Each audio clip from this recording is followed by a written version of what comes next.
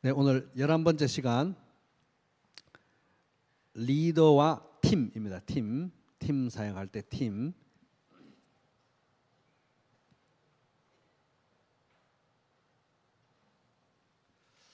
오늘 주제는 뭐 특별히 다른 과도 다 그랬지만은 이제 뭐 교회뿐만 아니라 영적인 삶뿐만 아니라 회사나 뭐 직장 생활이나 어디서든지 굉장히 유용하게 쓰일 수 있는 그런 내용인 것 같습니다. 굉장히 광범위한 적용 범위를 가진 그런 내용이라고 볼 수가 있겠습니다. 이제 첫 번째 그 문단에 보면은 리더는 사명 중심으로 팀을 유지한다. 이번 과의 부제목이기도 합니다. 그래서 리더는 혼자 막 다 운동장 누비면서 혼자 다 추비하고 혼자 골 넣고 이런 게 아니라 팀으로 사역을 하는데, 팀으로 일을 하는데 자기 중심의 팀이 아니고 사명을 중심으로, 예수 그리스도와 복음을 중심으로, 사명을 중심으로 혼자가 아니라 팀을 만들어서 팀 사역을 한다 하는 것입니다. 그러고 보면은 이제 팀 중에 팀이 뭐냐? 교회라고 여겨집니다. 교회야말로 이 세상에서 각 지역 교회야말로 하나님이 친히 이 그 유명한 구단에 보면 막 그 감독이 선수 다양하게 뽑아가지고 다 조화롭게 팀을 만들듯이 이 지역 교회야말로 교회의 주인이신 하나님이 선수 한 명 한 명 발탁해서 뽑아서 여기다 심어가지고 운명적으로 만나게 해서 이루게 하신 팀 중에 팀이다 하는 것입니다. 에베소서 4장 7절 시작. 우리 각 사람에게 그리스도의 선물의 분량대로 은혜를 주셨나니. 교회에는 각자가 다 은사를 가지고 있는데 그 은사를 교회의 주인이신 예수님이 하나하나씩 주셨다는 거예요. 요 은사 저 은사 다 다르게 주셔가지고 다 함께 조화롭게 모아놓은 게 지역교회라는 것입니다. 고린도전서 12장 11절 시작. 이 모든 일은 한 분이신 같은 성령이 하시며 그는 원하시는 대로 각 사람에게 은사를 나누어 주십니다. 교회에 주신 하나님, 교회의 주인이신 하나님, 성령님이 은사를 나눠주고 성령님이 팀을 짜고 성령님이 하나 되게 하신 교회라는 겁니다. 그러니까 팀 중에 팀이 바로 교회라는 거예요. 그래서 우리 복음의 영광을 나타낼 때 혼자 그냥 각자 플레이로 혼자 가서 어떻게 하라는 게 아니라 교회로서 복음의 능력을 나타내도록 우리에게 소명을 주셨습니다. 새 계명을 너희에게 주느니 너희가 서로 사랑하라. 내가 너희를 사랑한 것 같이 너희도 서로 사랑하라. 그래서 이 사랑할 때, 너희가 서로 사랑할 때 세상이 너희가 내 제자인 줄 알게 될 것이라고 하는 그런 원리로 교회를 이 세상에 두신 거예요. 각자 알아서 하라는 게 아니라 팀으로, 한 몸으로 사랑하는 공동체로서 이 세상에서 복음을 나타내라 하는 것입니다. 그러면 이 리더가 구성하게 되는 이 팀의 구성원들은 어떤 사람들인가 이제 한번 살펴봅니다. 그 다음 문단 보면 이제 아브라함 링컨 대통령의 그 강요들, 장관들이 그렇게 탁월했대요. 그 내용입니다. 이 행정부의 아브라함 링컨 대통령 행정부의 모든 강요는 지명도나 학력이나 정치 경력 면에서 링컨보다 훨씬 뛰어나다. 링컨은 자기보다 훨씬 더 뛰어난 사람을 이 장관이나 이런 사람으로 임명했다는 거예요. 강요로 임명했다는 것입니다. 그래서 그 시골 출신의 무명 변호사는 내각에 배치된 그들에게 가리워질 수 있었다. 그래서 자기가 덜 빛날 수도 있는데 자기보다 훨씬 더 탁월한 사람들을 내각에다가 배치했다 하는 겁니다. 그게 이제 아브라함 링컨의 탁월한 리더십이죠. 그 다음 아무리 탁월한 리더도 다른 유능한 사람들의 수고를 떠나서는 비중 있는 일을 해낼 수 없다. 유능한 사람들, 팀이 잘 짜여지지 않고서는 혼자서 대단한 일을, 위대한 일을 이룰 수 있는 리더는 없다. 아무리 자기가 탁월해도 그건 안 된다는 거예요. 그래서 팀이 중요하다. 그래서 고독한 지도자라는 말은 그 자체로 모순이에요. 팀을 이루어야 된다. 지도자는 팀을 이루어야, 리더는 팀을 이루어야 된다. 그래서 역사에서 가장 유명한 지도자들은 다른 사람들의 재능과 희생과 수고를 극대화하고 배가할 줄 알았다. 그래서 탁월한 사람 불러다가 그 사람들을 성공시키고 탁월하게 뛰어나게 성장할 수 있도록 도우면서 조직을 이끌었다 하는 것입니다. 근데 그게 팀으로 일하게 하는 건 하나님의 방식이기도 합니다. 하나님은 위대한 일을 위해서 위대한 팀을 만든다는 거예요. 위대한 팀. 예를 들어서 우리가 대한민국에서 가장 높은 빌딩이 어디냐 뭐 이렇게 하면 뭐 요새 뭐 어디 서울에 가면 뭐 큰 멋진 빌딩이 있다. 그러면 사람들이 와 저렇게 큰 빌딩은 저런 데서 사는 사람은 어떤 사람이지? 이게 1차적으로 궁금하고 조금 더 생각하면 저 빌딩 저 소유주가 누구야? 누가 주인이지? 이런 거 궁금하지. 저 높은 빌딩이 100몇 층 올라갈 동안에 그 층층마다 올라가면서 무거운 시멘트 날아가면서 하던 그 노동자들은 도대체 이름이 뭘까? 어떤 사람이 저기 가서 수고했을까? 이런 거 신경 쓰는 사람 없잖아요. 그죠? 근데 하나님은 그런 방식이 아니라는 거예요. 하나님은 위대한 하나님의 일을 위해서 위대한 팀을 만들고 그 안에 있는 모든 구성원들의 수고를 기억하신다 하는 거예요. 철저히 팀 사역입니다. 하나님은.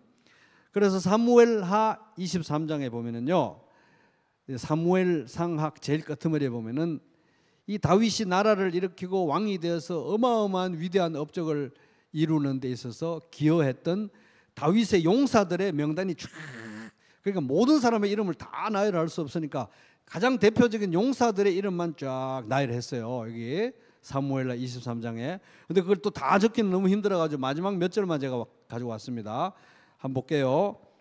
35절 갈멜 사람 헤스레와 아랍 사람 바레와 소바 사람, 우리는 이 사람 몰라도 천국 가면 또 알게 되고 와 당신이 그 다윗의 용사 중에 한 명이셨군요 이렇게 될 겁니다. 그죠? 소바 사람 나단의 아들 이갈과 갓 사람 바니와 암문 사람 셀렉과 스루의 아들 요압의 무기를 잡은 자 부에로스 나레와 보세요. 이델 사람 이라와 이델 사람 가렙과 마지막에 보세요. 제일 마지막에 누가 있나? 시작. 헷 사람 우리아라 이상 총수가 37명이었더라. 요 마지막에 요 왜 하필이면 다윗이 그렇게 비열하게 죽인 헷 사람 우리아, 바세바의 전 남편 요 이름을 적어놨잖아요. 요걸로 보면은 뭡니까? 다윗의 나라는 다윗 혼자 만든 게 아니라 다윗만 스타인 것처럼 막 야 다윗 대단한데 이렇게 아니라는 거예요.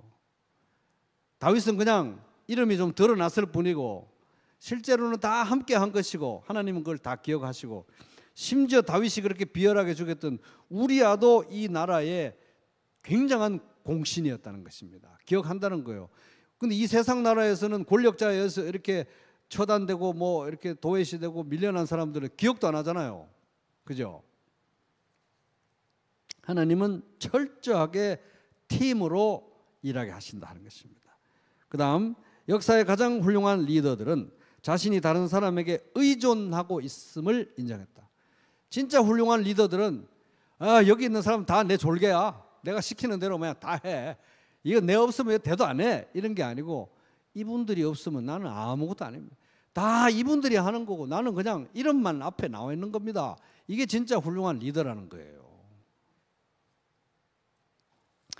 근데 제가 이제 많이 이제 저도 뭐 경찰 생활도 하고 뭐 파출소장도 하고 소대장도 해보고 뭐 이러면서 제 마음속에 그 당시에 젊었을 때 리더십에 대해서 잘 모를 때 굉장히 제가 위축됐던 게 한 가지가 있었던 게 뭐냐면은 여러분 그 영화 같은 데 보면은 액션 영화 보면 특공대 이렇게 특공대 어디 위험한 데 딱 파견돼 가지고 팀원들 데리고 특공대 딱 들어가서 대장이 딱 들어가게 침투 전에 말도 안 하면서 너 이리 가고 너 저리 가고 이렇게 척척척 하고 하면은 막 그 부하들이 아주 막 그냥 일사천리로 척척척 움직이고 그러잖아요. 그리고 뭐 어디 뭐 적진에 뭐 이렇게 어떤 소대가 한 소대가 툭 떨어졌다고 하면 소대장이 딱 혼자 지리를 다 살펴보고 너 저기 가서 정찰해보고 너 저기 가서 물구해오고 너 척척척 회의도 안 하고 다 해요.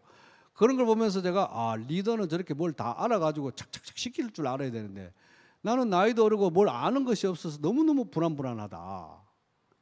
그렇게 이제 생각해서 리더의 자리가 늘 불안했는데 그런 거는 영화에서나 그렇고 또 긴급 상황에서나 그렇고 진짜 참된 리더 그리고 작은 일 하는 리더 말고 진짜 큰 일 하는 리더는 그렇게 혼자 하는 게 진짜 리더가 아니라는 거예요.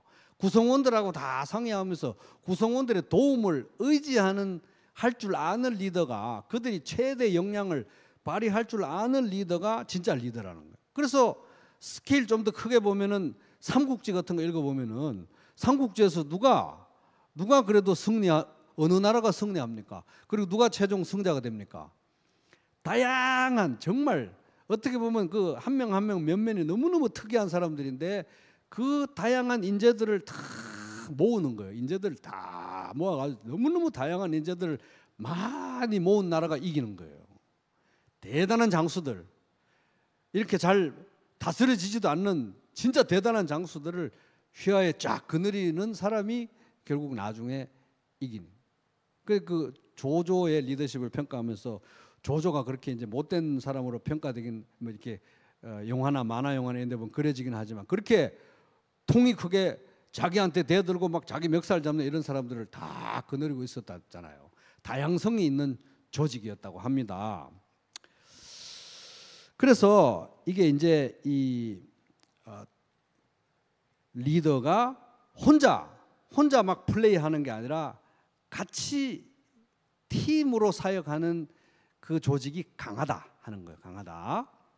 그럼 이제 예를 들어서 이제 이런 것도 있는 거예요. 이렇게 책임을 질 수 있도록 위임을 하고 위임을 받아서 책임 있게 자기 역할을 수행하는 탁월한 어떤 그 사람들로 구성된 그런 조직이 아니면 그 조직의 탑 리더는 굉장히 취약한 리더십을 가지게 되어 있습니다. 쉽게 얘기를 하면 이런 거예요. 쉽게 이제 우리 교회 얘기를 들어서 예를 들면 쉽게 이해됩니다. 자, 예를 들어서 담임 목사가 재정도 결정하고 교회 관리도 결정하고 애찬 관련 김영희 자매님 것도 다 결정하고 가정교회 대소사도 다 결정하고 가정교회 뭐 목원 이동 가정교회 뭐 이런 거 다 결정하고 주일학교 청소년부 다 결정하고 이렇게 한다고 하면 그럼 뭐 엄청 바쁘게 막 영화에 보면 그러잖아요. 막 복도에 막 걸어가면서 막 비서들 한 수십 명 따라오면서 이거 어떻게 해? 저거 해? 막 이래서 다 이런 식으로 하면 뭐 리더는 엄청 강해 보이죠. 야, 저 뭐 자기 말대로 다 하는구나. 굉장히 강해 보이는 리더고 굉장히 설득력이고 굉장히 막 파워가 있는 리더처럼 보이지만 이 조직은 엄청 약한 조직이에요. 왜? 이 우두머리 이 담임 목사 한 명만 요리해버리면 조직 전체가 와야 되는 거예요. 이 교회 가정교회는 담임 목사 한 명만 요리하면 다 무너지는 거예요. 그러니까 이게 비선 조직이 들어와가지고 탑 리더만 건드리면 전부 다 무너집니다. 그러면 이제 축축축 되니까. 근데 각 부서와 이런 영역들이 아주 강단 있는 책임감 있고 위임받은 강력한 리더들이 다 서 있어요. 진용이 짜 있어요. 담임 목사가 자기 마음대로 할 수 있는 게 별로 없어 또. 그런 조직은 너무 촘촘하기 때문에 아무도 못 건드리는 거예요. 그거 제 마음대로 안 되는데요. 그게 얼핏 보기에는 바보 같지만 더 강한 조직이라는 것입니다. 그래서 팀으로 사역하는 것이 안전하다 하는 것입니다. 담임 목사 한 명 흔들어 가지고 탑 리더 한 명 흔들어 가지고는 무너지지 않는 교회가 된다는 것이죠. 그래서 리더는 역동적인 문화, 야성을 가진 팀원들이 살아서 움직이는 역동적인 조직의 문화를 개발해야 된다. 만들어내야 된다. 그래서 그 다음에 보면은 열심히 일하며 문제를 해결하는 역동적이고 창의적인 팀을 만들려면 우선 제대로 된 사람들을 채용해야 된다. 그래서 인재 등용이 굉장히 중요하다는 거예요. 아무나 세우면 안 된다는 것입니다. 그래서 여기 이 사람은 탁월한 사람을 채용해야 된다 이렇게 하는데 요게 이제 그럼 뭐 우리 교회도 뭐 학벌 좋고 뭐 이런 사람은 어떻게 이게 아니고 각 조직마다 각 공동체마다 탁월하다는 기준이 다 달라요. 교회는 세속의 기준이 세상의 기준이 아닌 것입니다. 교회 같은 경우는 영적으로 성숙한가 그리고 예수님을 따라가는 충성된 제자인가 예수님을 닮은 인격이 있는가, 그동안의 아름다운 간증이 있는가, 이런 것들로 탁월함을 판단하는 것입니다.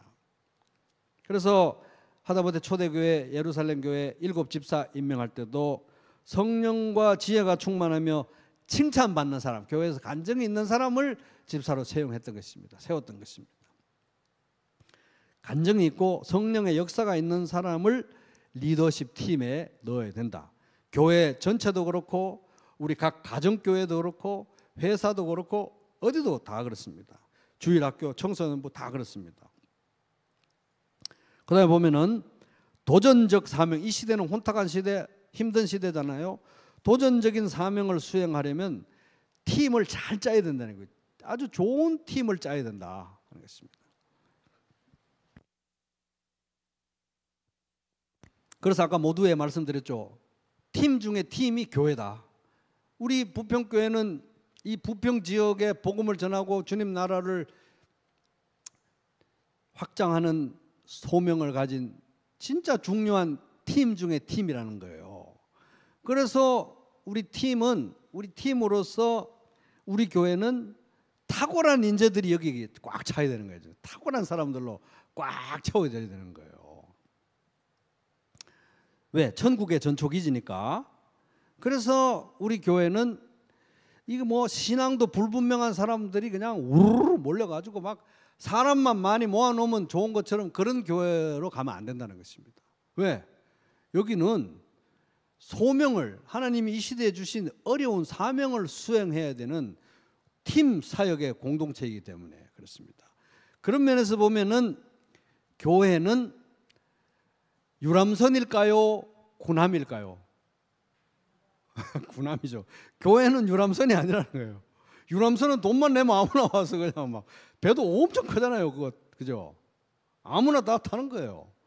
군함은 딱 거기 들어가면 한 명도 남아도 오는 사람이 없어요. 다 뭐라도 합니다. 마당이라도 그 뭐 갑판이라도 다 썰어야 돼요. 하여튼 뭐라도 다 해야 돼요. 그래서 우리는 군함이어야 돼요. 군함. 이 시대, 이 혼탁한 시대에 복음의 사역을 감당하기 위해서 우리는 군함이어야 된다는 것이죠. 군함. 물론 이제 우리 교회도 그렇고 각 가정 교회들도 다 군함이어야 되겠죠. 그런데 그런 면에서 이제 또 우리 현장에 일선에서 목회를 하고 계신 우리 목자님들 보면 우리 목원들은 군함이 되기를 거부합니다. 다 유람선이기를 원합니다. 뭐 그럴 수도 있어요. 그러나 이게 이제 상대평가가 아니고 절대평가. 주님이 아세요. 어디서 현재 상태가 어떻고 어디까지 움직였는지 다 아시기 때문에 다 유람선이기를 원하는 목원들과 함께 그나마 이 소형 전투함으로 체질을 바꾸기 위해서 애쓰고 계시는 우리 목자님들이 너무 수고가 많으시다. 우리 군함이라는 것이죠. 군함. 그래서 우리는 이순신 장군이 전쟁이 있든지 없든지 늘 배를 정비하고 군사를 훈련시켰던 것처럼 우리도 맨날 항상 여기서 군함으로서 늘 유비무환의 정신으로 준비를 해야 된다. 그래서 틈만 나면 삶 공부하고 틈만 나면 숙제하고 이렇게 부지런히 해야지 우리가 유람선으로 전락하는 일이 없다는 것입니다. 아멘.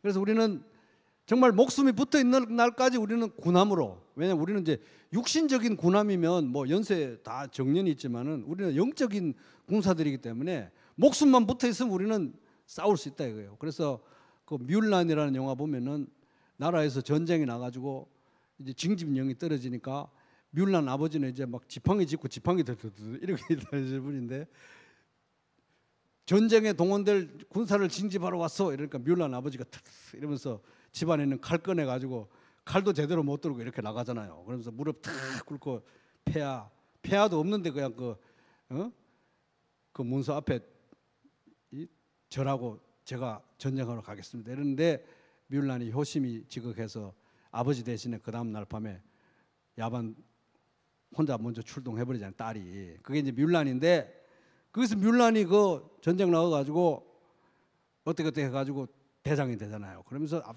선봉에 딱 서가지고 님은 파스마 이러잖아요. 그게 이제 중국 발음이 좀 안 좋긴 한데 너희들은 죽음이 두렵냐 이러면서 뮬란이 앞에 나와가지고 막 싸우는 거예요.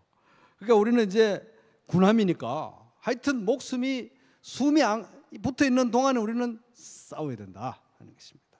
우리는 군함이다, 유람선이 아니고. 그래서 우리는 소수정예 군함이 돼야 되는 거예요. 막 신앙도 불분명하게 사람만 우르르 모여 있으면 그게 건강한 교회가 아니고 군함이어야 된다는 것입니다. 군함. 한 명 한 명이 훈련된 주님의 용사들이어야 된다. 사실 주님이 이끄시는 전쟁은 숫자가 필요가 없어요, 별로. 그래서 거기 사사기 7장 1절에서 보면은 이제 기드온이 미디안 사람들하고 전쟁을 하러 나갑니다. 전쟁을 하러 나갔는데 군사가 한 3만 명 넘었나 봐요. 그랬더니 하나님께서 야, 군사들 많이 모았네, 참 잘했다, 이게 아니라 숫자가 너무 많아. 그래가지고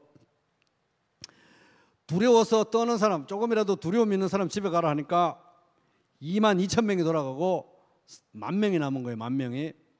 그래도 10,000명 정도 돼야 되지 않나 했는데 하나님이 너무 많아 이러는 거예요. 그래가지고 이제 군사를 이제 또 솎아내야 되는데 어떻게 솎아내냐 하면 하나님이 엄청 웃기는 방법으로 솎아냈습니다. 저 전부 도랑으로 데려가서 물을 마시게 해봐봐. 근데 물을 마시는데 딱 두 가지가 나오거든요. 어떤 이제 도랑이 좀 깊으니까 대부분 무릎을 꿇고 이제 그 입을 대가 마셨을 거 아닙니까? 근데 아주 독특한 사람들이 있었던 거예요.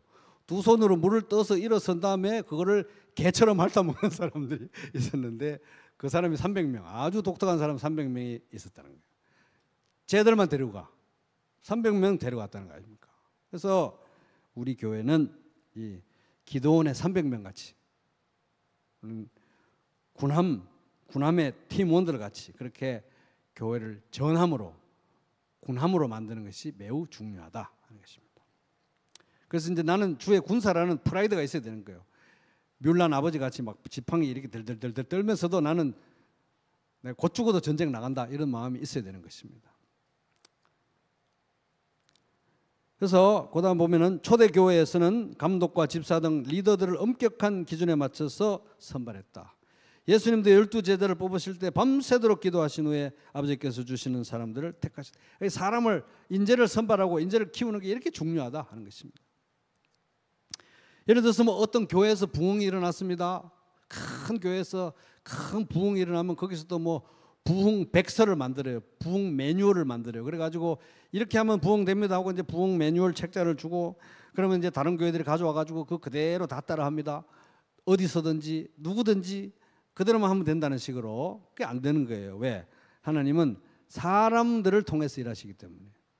사람을 먼저 세우고 일을 하시지 딱 시스템을 짜놓고 거기에 그냥 사람들 막 집어넣어가지고 그대로만 하면 돼, 이게 아니라는 것입니다.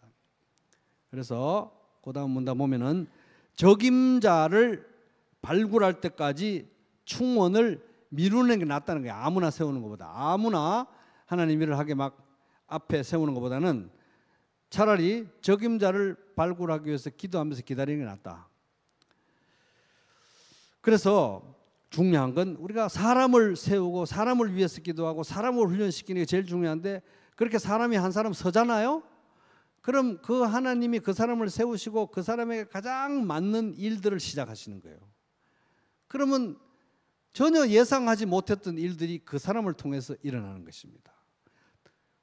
틀에 짠 어떤 전형적인 어떤 그런 일들이 반복되는 것이 아니고, 그래서 그런 사람을 일으키고 그 사람을 통해서 하나님이 디자인하시는 독특한 일들이 일어나고 그런 일들이 같이 모여졌을 때 그게 위에서부터 오는 어디서 이 똑같은 식으로 복사될 수 없는 부흥의 역사가 일어난다. 그래서 부흥은 복사기처럼 찍어내지는 게 아니라 각각 곳에 각각 독특하게 각각 다른 방식으로 일어난다는 것입니다.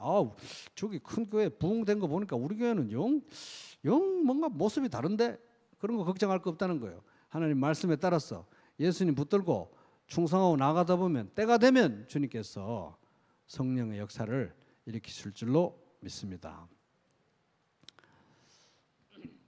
그래서 하나님이 어떤 사람을 세우시고 그 사람을 통해서 일하시는 고유한 방식을 우리는 바라보고 찬양하고 또 기뻐해야 된다, 존중해야 된다, 지지해야 된다 하는 겁니다. 그래서 그다음 탁월한 조직을 짓는 것은, 탁월한 조직을 짓는 벽돌은 탁월한 인력이다. 사람이 제일 중요하다는 거예요. 교회는 사람이 제일 중요하다. 일부 조직들이 출중한 인재를 영입하지 못하는 이유는 리더가 출중하지 못했어. 그래서 리더가 큰 사람을 담을 수 없는 종직일 경우에는 큰 사람이 안 온다는 거죠. 그래서 훌륭하고 리더 자체가 훌륭하고 큰 그릇이어야 된다. 사람들은 왜냐하면 뭔가 가치 있는 일에 삶을 바치고 싶어. 하다못해 게임이나 도박에도 인생을 거는데 뭔가 가치 있는 일에 다 자기 인생을 걸고 싶어요. 뭔가 열심히 하고 싶어요. 다들 의미 있는 일을 다 하고 싶습니다. 그래서 리더가 그런 사람들을 담을 수 있는 그릇이 되어야 된다는 거죠. 그런 소중한 가치들과 명분이 있을 때 사람들은 헌신에 이제 불로 뛰어든다. 그럼 그런 리더가 어디 있냐는 거예요. 그런 리더가. 박 목사가 그런 리더냐는 거예요. 그게 아니라는 것입니다. 예수 그리스도가 그런 분이라는 거예요. 예수 그리스도가. 그럼 우리는 어떻게 해야 되냐? 예수 그리스도가 드러나는 방식으로 살고, 예수 그리스도가 드러나는 방식으로 사역하고, 예수 그리스도가 드러나는 방식으로 기도하면, 우리 가운데 예수 그리스도가 드러나면 우리 가운데 있는 예수 그리스도의 모습을 보고 인재들이 올 것이라 하는 것입니다.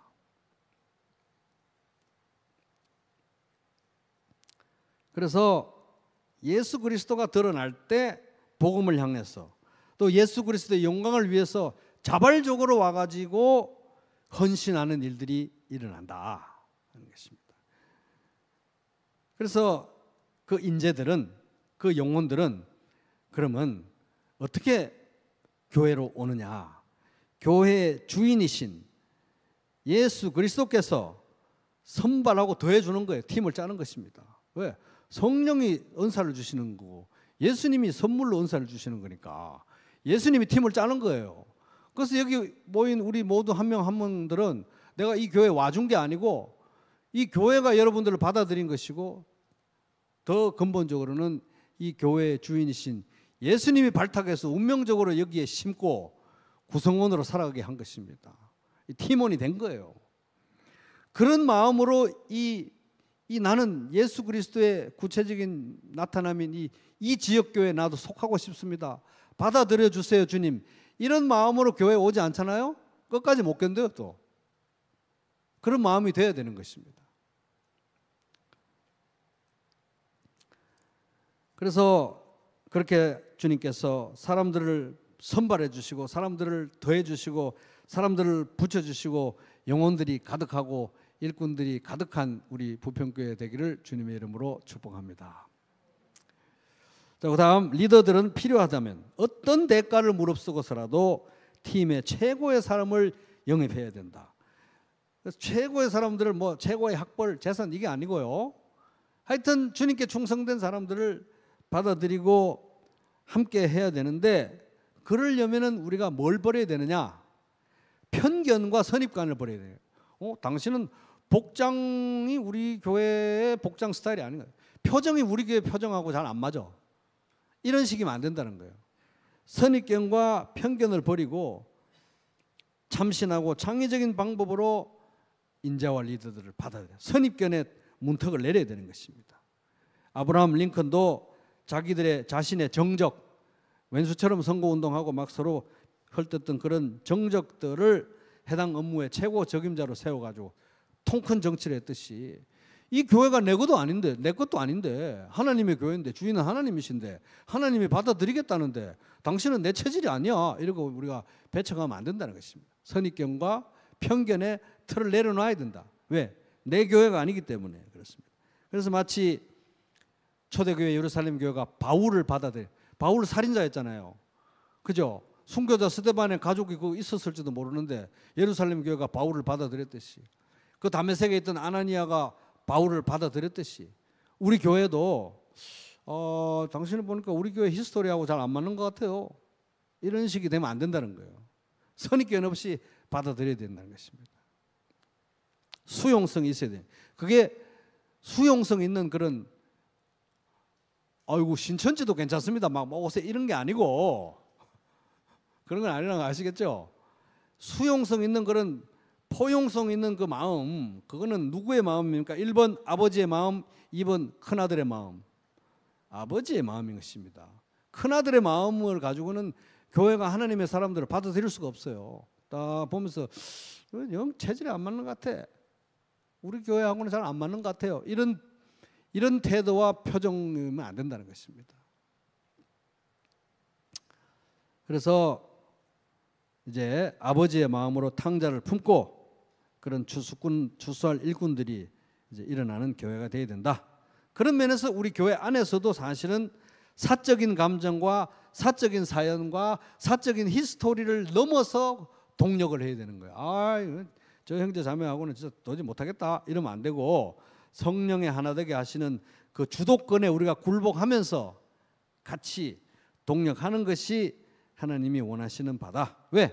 교회는 성격 맞는 사람들의 모임도 아니고 체질 맞는 사람들의 모임도 아니고 무슨 뭐 성향 맞는 사람, 취미 같은 사람, 이런 동질성을 가진 사람들의 집단이 아니기 때문에, 그리고 그렇게 동질성을 가진 사람들의 집단으로 우리가 전락하게 되면 우리 교회는 정말 위태로운 팀이 될 가능성이 많다 하는 것입니다. 다양성을 극대화할 때만 교회 건강성이 유지된다. 그 다음 문단입니다. 리더가 자신과 똑같이 보고, 가정교회 식구 받아들이는데 우리 목사님들 교회 새로운 분이 방문했어요. 딱 보니까 우리 가정교회 식구들하고 안 맞아. 첫날부터 싸우겠다. 눈을 마주치지를 말아야지. 이러면 안 된다는 거예요. 보세요. 리더가 자신과 똑같이 보고 똑같이 행동하는 사람들만 고용한다면 그것은 지혜롭지 못한 일이다. 복잡하고 다양한 세상에서 성공하려면 팀 안에 자주 다양한 관점과 재능이 공존해야 한다. 내 생각에는 저 사람 우리 가정교회 안 맞을 것 같은데 우리 가정교회 와서 더 부흥이 일어나게 될지, 하나님이 어떤 일을 할지 우리가 어떻게 압니까? 안 그렇습니까? 만장일치나 합의 도달이 반드시 팀의 가장 중요한 목표는 아니다. 중요한 것은 만장일치 뭐 이런 게 아니라 최선의 해결책을 찾는 거예요. 내 뜻대로 내 직성대로 되는 게 중요한 게 아니라 최선의 뜻을 찾는 건, 최선의 해결책을 찾는 건데, 최선의 해결책이 뭡니까? 하늘에 계신 우리 아버지 이름이 거룩히 여김을 받으시오며 나라가 임하시오며 뜻이 하늘에서 이룬 것 같이 땅에서 늘, 하나님의 뜻대로 되는 게 최선의 해결책인 것입니다. 내 직성에 좀 안 돼, 내 직성대로 좀 안 돼도, 내 성질껏 안 돼도, 내 마음대로 좀 안 돼도 주님의 뜻이 이루어지면 우리는 만족하고 순응하고 굴복해야 한다는 것입니다. 대의 앞에 우리가 고개 숙일 줄 알아야 되는 거예요. 그래서 순교 먼저 하려고 하지 말고 자존심을 먼저 꺾어야 되고, 몸을 불사르게 내주기 전에 자존심을 먼저 꺾어야 된다. 그 다음, 역사적으로 훌륭한 팀들에게는 보세요. 요게 제일 오늘 하는 내용 중에 제일 명문장입니다. 역사적으로 훌륭한 팀에게는 개성이 강한 사람들이 고루 포진해 있었다. 예수님의 12제자를 생각해보라. 외향적인 베드로는 늘 불쑥 말부터 내뱉는 반면 점잖고 자상한 요한은 거기에 균형을 잡아주었다. 그런데 요한도 한성질하는 사람이었습니다. 저기 벼락을 내려서 사마리아를 확 불러 싸주면서 또 비관적인 도마, 냉소적이죠. 부침성 좋은 안드레, 오병이었대, 이렇게 좋은 말합니다. 멸시받던 세리 출신의 민족의 반역자 마태, 이 사람들이 여기 모여 있는 거예요. 또 열심당원 시몬, 열심당원 시몬은 반체제 인사, 맨날 그런 반체제 인사인 반면에 나다나엘은 정직하다는 평을 들었는데, 이런 이상한, 이런 다양한 사람들을 모아가지고 12명 팀을 만들었다는 거예요, 예수님은. 그러니까 성령이 하나 되게 하시는 것이고, 그들이 시작한 이 운동이 지금까지도 계속되고 있다. 이게 정확하게 바로 교회의 원리인 것입니다. 고린도전서 12장 14절 보면 몸은 한 지체뿐만 아니라 여럿이, 우리의 몸에 뭐 손도 있고 팔도 있고 엄지도 있고 엄지발가락도 있고 뭐 집게 손가락도 있고 다 다르잖아요, 그죠? 만이 발이 이르되 나는 손이 아니니 몸에 붙어 있지 않다. 나는 왜 손이 아닐까? 이러면 안 된다는 거예요. 귀가 이르되 나는 눈이 아니니 나는 참 버림받은, 이러면 안 된다는 거예요. 만일 온몸이 눈이면 그 괴물 아니냐 이 말이에요. 그러나 이제 하나님이 그 원하시는 대로 지체를 각각 다 다양하게 두셨다는 거예요. 귀는 2개, 코는 1개, 콧구멍 2개 다 두셨다는 거예요. 만약 다 한 지체뿐이면 몸은 어디냐? 이게 다 한 지체면 이게 사람이냐 하는 것입니다. 손이 눈들어 내가 너를 쓸데없다. 또는 머리가 발들어 내가 너를 쓸데없다. 이러면 안 된다는 거예요. 저 형제님은 우리 교회에서, 저 자매님은 우리 교회에서, 이러면 안 된다는 거예요. 그뿐 아니라 더 약하게 보이는, 저 형제님은 맨날 잠만 자고 저렇게 약해가지고 아무것도 하는 게 없는 것 같아. 이런 사람들도 우리가 비난하면 안 되고, 오히려 그 지체가 더 욕이 나다는 걸 우리가 알아야 되는 것입니다. 우리의 몸에 덜 귀히 여기는 그것들을 더욱 귀한 것들로 입혔어. 살찐 부분에 더 예쁜 것을 치장하고 펑퍼짐하게 치장하고 또 뭐 귀에도 뭐 달고 뭐 이런 것처럼 더 약한 것들, 더 못난 것들에다가 더 아름답게 치장하는 것처럼 우리가 더 약한 지체를 더 아름답게 만들어야 된다. 25절 몸 가운데 분쟁이 없고 오직 여러 지체가 서로 같이 돌봐야 된다. 다양성 속에서 다양성, 조화, 일치가 교회의 생명력이다. 교회는 다양성, 조화, 일치 이게 생명력이라는 거예요. 획일화되고 이런 거는 건강한 교회가 아니라는 것입니다. 다양성 속에 조화를 이루고 일치되는 교회가 건강한 교회다. 그래서 몸 가운데 분쟁이 없고 여러 지체가 서로 돌보게 했다. 25절. 그래서 27절 너희는 그리스도의 몸이요 지체의 각 부분이다. 이게 교회의 원리라는 거예요. 다양성을 가지고 완벽한 팀을, 강력한 팀을 이루어서 사역하는 것이 성령의 뜻이다. 인도하십니다. 그래서 우리가 이제 이 리더십 팀, 리더의 팀이 이제 다양성이 굉장히 중요한데 다양성이 특별히 요구되는 세 가지 영역이 있다는 거예요. 첫 번째 영역은 따라 보겠습니다. 관점의 다양성. 그래서 그다음 문단 승리하는 팀은 의도적으로 성별, 남자, 여자, 성격, 민족, 학력 등이 다양한 사람들을 모은다. 다양한 사람.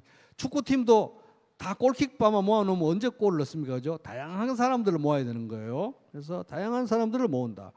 관점에 충돌이 없는, 전부 다 똑같은 방향으로 생각하는 MBTI도 다 똑같은 사람들만 모은 그런 조직은 건강하지 않다. 관점에 충돌이 없는 사회는, 조직은 문제 환경을 검토할 때 제한된 부분만 보여가지고 사각지대가 있을 수밖에 없다. 따라서 맹점에 휘둘릴 수밖에 없다. 그래서 주님은 우리에게 이렇게 다양한 사람들을 모아놓으신 거예요. 우리 교회 얼마나 다양합니까? 그죠? 성격도 다양하고 출신도 다양하고 참 다양합니다. 정말 다양합니다. 그 다음 리더는 각가지 참신한 시각을 갖춘 다양성 있는 팀을 만들어야 한다. 가정교회도 다양해야 돼요.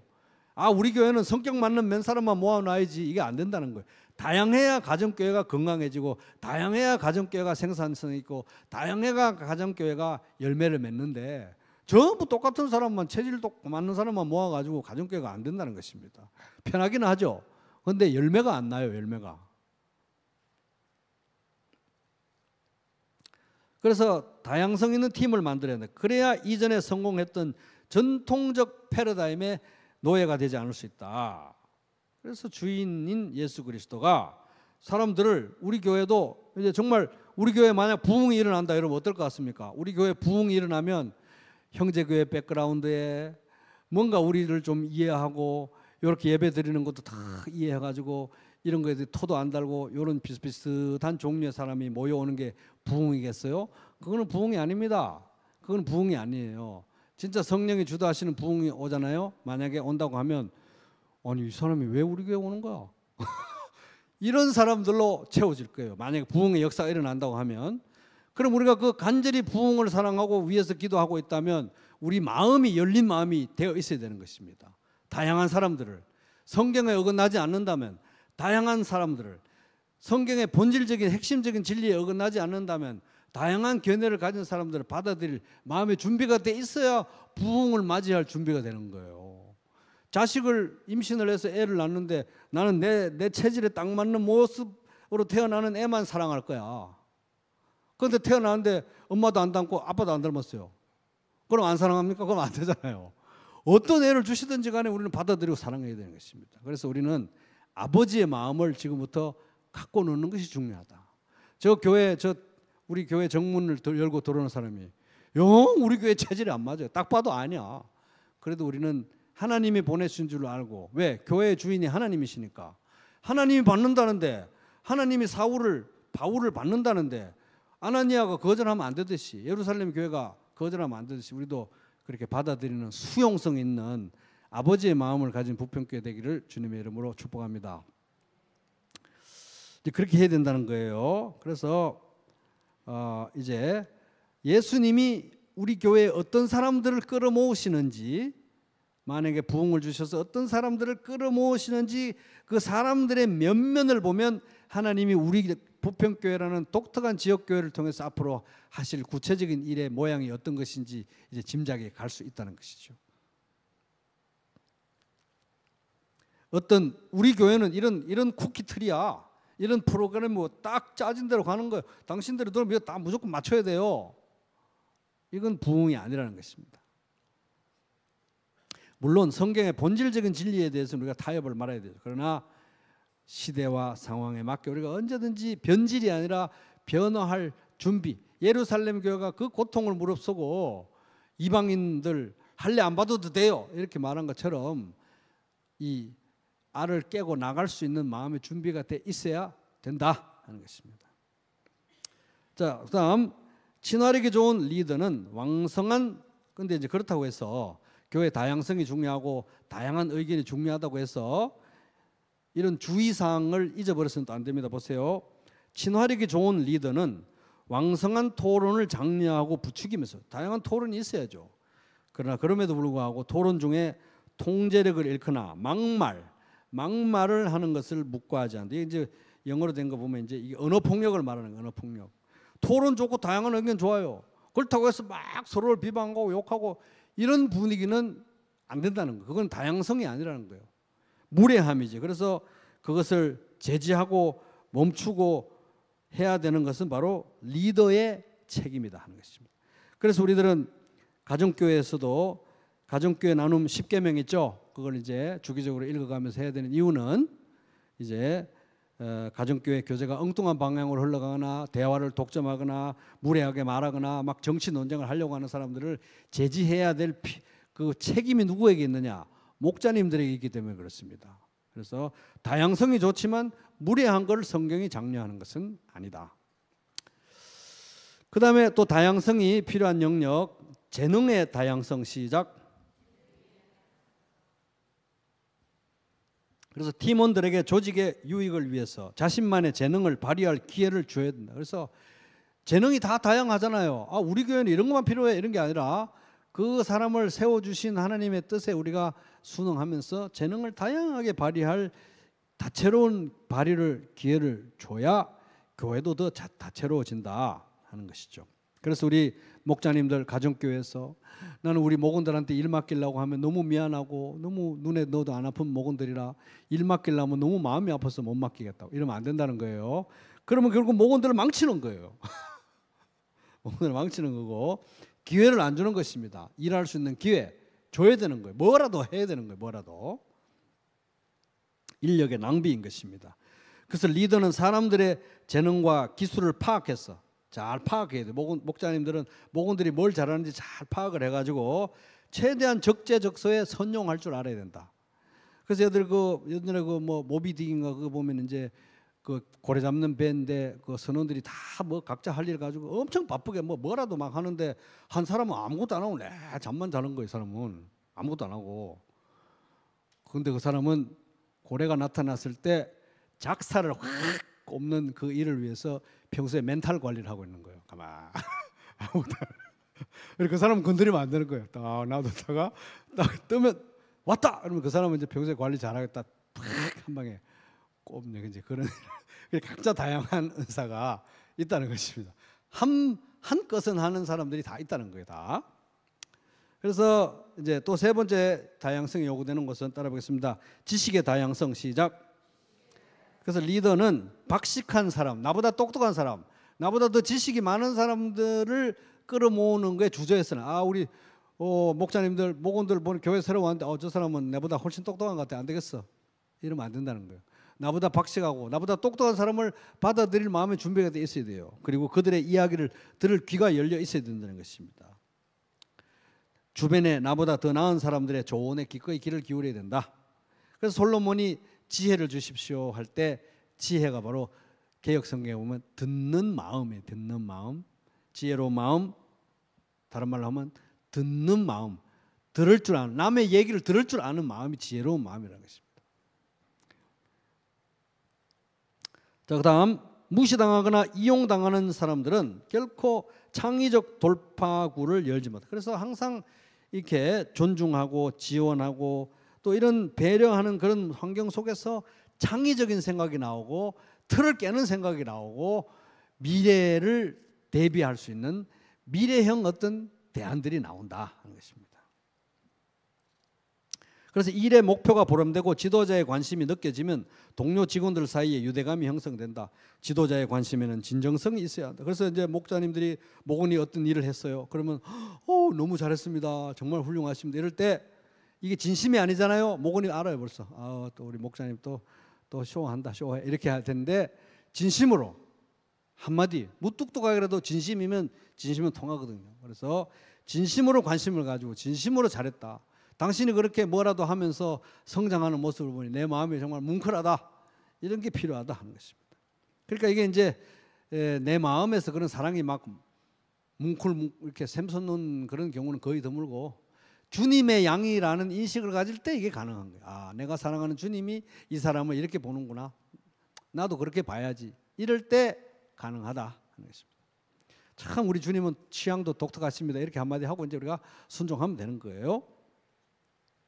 피로 사신 주님의 양들이라는 관점에서 봐야 됩니다. 그래서 위대한 지도자들은 어떤 수고도 마다하지 않고 자기 사람들을 보호한다. 또 목원들을 보호해야 돼요. 리더들이 사람들을 보호해야 됩니다. 선한 목자는 양들을 위하여 목숨을 버린다. 훌륭한 리더는 함께 일하는 사람들에게 신뢰와 배려의 환경을 조성해 준다. 그래서 이제 박 목사도 부평교회 목회를 하면 부평교회 식구들 편이 돼. 밖에 나가면은 뭐 내 자식은 항상 내가 내 자식의 편이, 자식들은 부모가 항상 자기 편이 돼주기를 원하잖아요, 그죠? 저도 우리 성도님들에게 항상 편이 돼주고 해야 되듯이 우리 목자님들도 또는 주일학교 선생님들도 아니면 어떤 리더십 상황에서든지 그의 관점에서 생각하고 그의 관점에서 동감해주고 그의 편이 돼주는 게 중요해요. 그렇다고 죄에 가담하라는 그런 말은 아니고요. 그래서 이제 이 리더십 팀의 또 다른 중요한 한 가지 대목은 따라해 보겠습니다. 초점을 유지한다. 시작. 리더십 팀의 이 사역 팀의 초점이 유지가 돼야 돼요. 그래서 그다음에 보면은 사명이 명확하고 일에 초점이 잡혀 있을 때 팀은 최고의 기량을 발휘한다. 이게 우리가 어디로 가고 있는지 뭐라고 하는지 왜 존재하는지 이게 모르면은 사람들이 충성을 하기 어렵다는 것입니다. 목표를 놓치는 팀은 고전한다. 팀을 사명 중심으로 주님의 뜻에 맞게 유지하는 것이 리더의 책임입니다. 리더는 이리 뛰고 저리 뛰고 이거 하고 저거 하고 다 하면서 내가 뭐 하고 있었지 이러면 안 된다는 거예요. 항상 방향을 정확히 보고 방향에 흐트러지는 것들은 계속 가지치기를 하면서 방향을 한쪽으로 유지하는 게 중요하다. 일을 많이 하는 게 중요한 게 아니라 방향을 유지하는 게 중요하다 하는 것입니다. 그래서 초점을 잃은 팀은 아무것도 좋은 열매를 맺지 못하는데 초점을 잃은 팀의 증상이 세 가지가 있습니다. 첫째 증상은 여러 가지 팀은 여러 좋은 일에 몰두한 여러 가지 좋은 일은 많이 해요. 부평교회 왔는데 보니까 이것도 하고 저것도 하고 좋은 일은 이것도 참 괜찮고 저것도 괜찮고 좋은 활동을 너무너무 많이 해요. 근데 그 모든 많은 좋은 일들 가운데 구슬이 안 꿰져. 일관성이 없어요. 방향이 없어요. 목표가 없어요. 그러면 안 된다는 것입니다. 초점이 흐려진 거예요. 그래서 좋은 일들 할 거 많죠. 그러나 교회는 예수 그리스도, 복음 이것을 향해서 초점이 항상 예리하게 다듬어져 있어야 된다. 이걸 우리가 리더들이 할 일이다 하는 것입니다. 자, 가정교회가 존재하는 이유가 뭡니까? 친목단체입니까? 개모임입니까? 영화보는 모임인가요? 가정교회가 하는 일이 뭔가요? 제일 중요한 게 모여서 같이 기도하고 하나님 나라와 의를 구하고 영혼 구원에서 제자 삼는 게 가정교회 목적이잖아요. 근데 그거 딱 보고 빼놓고 다른 건 다 열심히 해요, 가정교회가. 그럼 이게 초점을 잃은 공동체다 하는 것입니다. 그래서 목자님들은 방향을 계속 유지하는 거. 근데 목원들은 목자님들보다는 책임이 없으니까 자꾸 이것도 해보면 어떨까요? 이것도 해보면 어떨까요? 자꾸 이제 얘기들이 나옵니다. 그래 이것도 해봅시다. 저것도 해봅시다. 이래가지고는 방향 항상 제일 중요한 것을 가장 중요하게 우선순위를 유지하는 게 리더의 책임이다 하는 거예요. 둘째, 초점을 잃은 팀의 증상 두 번째, 내부의 과도한 충돌. 이런 의견 저런 의견 너무 의견들이 많아가지고 다양성은 중요한데 불필요한 충돌은 이 조직을 망가뜨리는 거예요. 그래서 특별히 성경에 하자가 없다면 어떤 방향성이 정해졌다면 꾸준한 인내 가운데 계속 한 방향으로 가는 게 중요하다는 것입니다. 뭐 좀 안 되면 또 이거 해봅시다. 저거 해봅시다. 계속 충돌하고 계속 논쟁하고 맨날 이렇게 싸워가지고는 발전이 없다. 성장이 없다. 그래서 과도한 충돌은 뭡니까? 초점을 잃었다. 이게 초점을 잃었다. 세 번째, 팀원들이 조직의 목표 달성보다 각자 높은 자리로 올라가는 게 더 관심이 많아요. 그러니까 이제 교회의 존재 목적은 영혼 구원에서 제자 삼는 건데 영혼 구원에서 제자 삼는 거라고 생각하면 우리 교회에서 제일 중요한 조직체는 가정교회거든요. 왜? 가정교회가 영혼 구원에서 제자 삼는 거잖아요. 그럼 사실 우리 교회에서 가장 영광스러운 직분은 목자입니다. 목자. 그런데 목자는 우습게 생각하고 목자의 일은 대충 우습게 생각하면서 나도 뭐가 돼야지, 좀 더 눈에 보이는 자리에 올라가야지, 뭐 장로 돼야지, 집사 돼야지, 권사 돼야지, 이런 증상이 보인다고 하면 이게 초점을 잃은 공동체라는 거예요. 마치 이런 것과 같습니다. 어린이 놀이공원이죠. 놀이공원에서 제일 중요한 게 뭐예요? 제일 중요한 게 각각 놀이기구가 제일 중요한 거예요. 사실은 그 뭐 뒤에 이렇게 뭐 이사회, 뭐 경영진 이런 거는 눈에 보이면 안 됩니다. 제일 중요한 건 각각의 놀이기구가 제일 중요한 거예요. 우리 교회에서 각각의 놀이기구에 해당되는 게 바로 가정교회거든요. 각각의 놀이기구가 가장 행복하고 가장 안전하게 운용이 될 때 이 놀이공원은 성장하는 것입니다.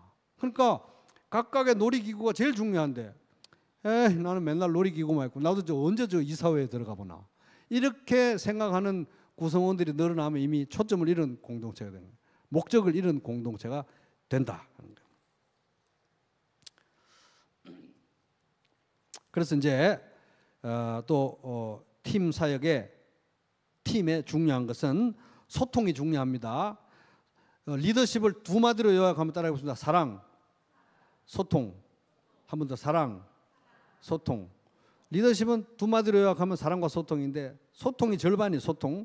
그래서 건강한 소통을 장려하기 위해서 우리가 뭐 다양한 방법을 쓸 수 있는데 거기 보면 뭐 첨단 기술을 쓴다, 또는 건물 구조를 소통이 원활한 구조를 바꾼다. 예를 들면 이런 거예요. 뭐 예를 들어서 부평교회 저 1층에 담임 목사 방이 있는데 담임 목사 방에 문 열고 들어가면은 문 열고 담임 목사 책상까지 가려면 카페트 깔아놓은 그 복도를 걸어가 10m를 걸어가야 돼요.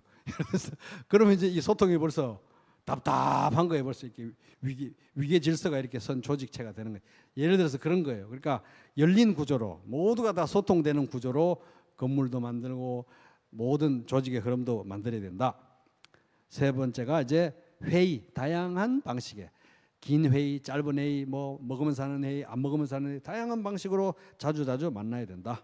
그래서 가정교회도 일단 만나는 게 제일 중요합니다. 만나야 교회가 어떻게 돌아가는지 아는 거죠. 그래서 제가 주일날마다 이 광고를 매주 하지만 말씀은 열심히 들으시는데 유독 광고를 안 들으시는 분들이 계세요. 그래가지고 광고를 분명히 했는데 교회에서 광고 언제 했냐고 그러는 분들을 위해서 가정교회에서 우리가 항상 광고사항도 나누면서 교회가 이러이러한 일이 들어가고 있고 우리 가정교회에서 해야 될 일이 이런 거다. 이런 소통이, 그래서 모두가 다 이 공동체에서 일어나고 있는 일들에 대한 정보를 다 들을 수 있도록 소통이 중요하다.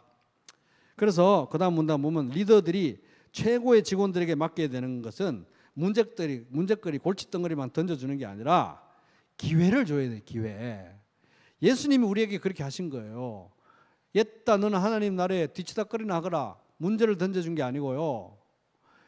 하나님 나라를 위해서, 그의 의를 위해서 왕같은 제사장으로 인생을 의미 있게 살아갈 수 있는 기회를 우리에게 주신 것입니다. 죽어있던 우리에게. 그게 이제 이런 관점을 우리가 서로 열어줘야 되는 거예요. 교회에서 뭘 하더라도, 무엇을 하더라도 이게 소중한 일이라는 관점을 열고, 이게 하나님 나라의 관점에서 너무 중요하다, 너무너무 중요하다, 하나님이 기회를 주신 것이다, 이런 관점을 서로에게 우리가 열어주는 것이 필요하다 하는 것입니다. 그래서 이제 그 다음에 보면은 이 기회를 준다는 면에서 보면 리더의 가장 중요한 목표는 뭐냐 하면 구성원들의 성장의 성장. 구성원들의 성장. 그들의 성장이 나의 가장 중요한 목표라는 것이. 목자의 가장 중요한 목표는 목원의 성장. 목원의 성장. 그래서 여기서 이제 오늘 문제도 나갑니다. 문제가 이제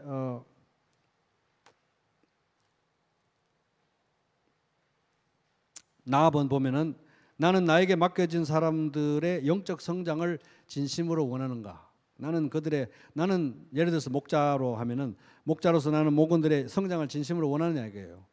그들이 나보다 더 성공하고 나보다 더 훌륭하게 되고 나보다 더 영적으로 성장해서 나보다 더 천국에서 상급을 더 많이 받게 되는 그런 성장을 하는 게 진짜 내 목표냐 하는 거예요. 이거 한번 이번에 숙제하시면서 한번 짚어보시기 바랍니다. 그런데요, 우리 드라마도 그런 거 많이 보잖아요. 친구가 나를 계속 원하게 하기 위해서 일부러 교묘하게 왕따를 시키고 나를 원하게 하고 또 뭐 일부러 뭔 약을 먹여야 계속 나를 원하게 하고 뭐 그런 거 드라마 나오는 거 봤죠. 누군가 나를 계속 원하게 하기 위해서 그의 성장을 원하지 않는 것이 인간의 악한 본성 중에 하나예요. 근데 청출어람, 성도들이 나보다 더 성장하고 더 많이 상급받고 목원들이 나보다 더 성장하고 나보다 더 상급받고 자식들이 나보다 더 성장하고 나보다 더 부모보다 나은 삶을 살고 제자들이 더 스승보다 더 훌륭하게, 이게 훌륭한 리더들의 사고방식이라는 것입니다. 그렇게 해서 청출어람 되는 걸 두려워하거나 꺼릴 필요가 없다. 결국 리더십의 목표는 그가 나보다 더 큰 상급을 받고 나보다 더 성공하게 만드는 것이 리더십의 목표다 하는 것입니다. 근데 이제 또 이런 얘기하면은 뭐 목자나 목원이나 다 같은 입장인데 뭐 누가 누구를 성장하게 하고 누가 누구를 또 뭐 돌보고 누가 뭐 그렇습니까? 이거는 굉장히 비성경적인 태도입니다. 하나님이 맡기셨는데 어떻게 그런 얘기를 할 수 있냐고요. 만약에 예를 들어서 제가 박 목사가 이 교회 와서 우리 교회 태반이 나보다 나이 많은 분들인데 나보다 나이 많고 다 나보다 신앙생활을 했는데 뭘 그분들의 영적 성장을 돕느니 마느니 그런 게 뭐 있습니까? 이러면 되겠습니까? 안 되겠습니까? 안 되잖아요. 그죠? 하나님이 맡기신 것이니까 순종하고 강하고 담대하게 해야 되는 거예요. 그래서 목자하고 목원들하고 다 똑같죠. 똑같은 성도죠. 그러나 목자에게 헌신하는 그 순간부터 하나님이 책임을 주셨다는 거예요. 선생님에게도 그렇고 부모에게도 그렇고 다 그렇습니다. 직장에서도 모든 리더에게 마찬가지입니다. 그래서 우리 다 똑같은데 뭐 누가 누구를 세우고 누가 누구를 성장시키고 그건 겸손이 아니고 불순종이다. 불순종. 그래서 성장을 원한다면 위임을 해야 되고 위임을 하면 재량을 줘야 됩니다.